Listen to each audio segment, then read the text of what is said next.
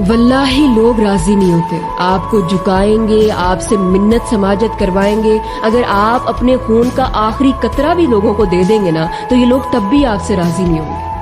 अगर झुकना ही है तो उसके सामने झुकें जो आपके झुकने की कदर करता है। अगर राजी करना ही है तो उसको राजी करें कि जो कहता है कि मेरे बंदे तू मेरी तरफ 1 कदम बढ़ा, मैं तेरी तरफ 10 कदम बढ़ाऊंगा। तू चल कर आ, मैं दौड़ कर आऊंगा। जो कहता है कि मेरे बंदे तू जैसा भी है, तूने जितने भी गुनाह किए हैं, तू बस मेरी तरफ आ जा, मेरे बंदे मैं तुझे कबूल कर लूंगा। तो बस फिर दौड़े अल्लाह की तरफ, छोड़ दे दुनिया वालों के पीछे भागना, अल्लाह को राजी कर।